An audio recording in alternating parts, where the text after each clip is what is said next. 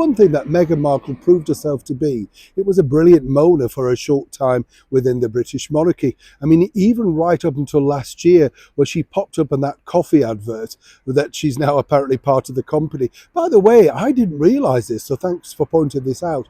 It's green. Ooh, can you imagine drinking green coffee? It's like one of those healthy drinks. At least you don't mind it because it's healthy, you know what I mean? But can you imagine having your coffee green? But apparently it's clever coffee and it's Meghan's coffee. I mean, she must be laughing all the way to the bank, really, thinking, if I can get these nutters to buy this, well, then, there will be no problem. Clearly people are not, though. But back to the bigger story, because when you think about the manipulation of the mainstream media with Meghan and Harry, we told you recently about how, obviously, she managed to get the breakfast TV host fired from his job, even though the ratings were riding high. She put a complaint in, and suddenly the boss of ITV basically crumbled and made sure he was gone. No two ways about it. It's interesting though with ITV because they had obviously a major love affair with Meghan and Harry.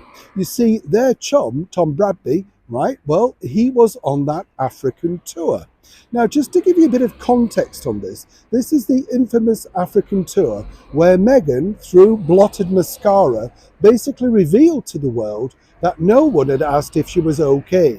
Now, we told you at the time that those questions were rehearsed in advance. She had been given those questions from her and Harry's friend Tom to make sure that everything was clear with them.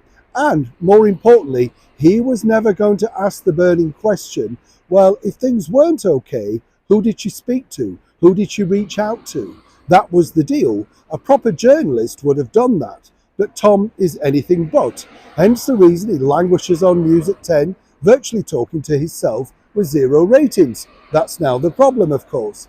But back to that particular African adventure, as they called it. You see, the real reason why he wasn't allowed to question this was simply this. ITN Productions had put a lot of money into that particular Royal Association.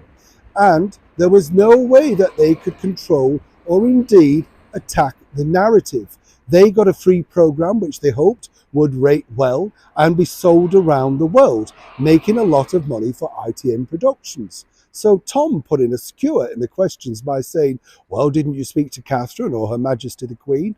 Perhaps, of course, even her husband, Prince Harry. That wasn't the deal.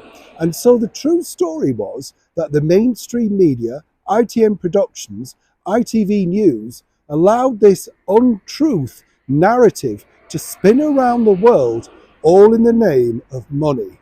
As I've told you before, this is the problem with TV.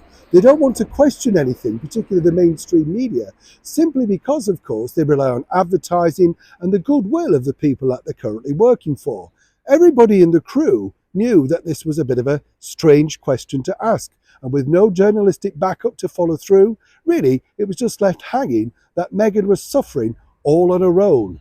In reality, the few dwindling viewers watching the African adventure had suffered enough. Neil Sean in the very heart of Yorkshire.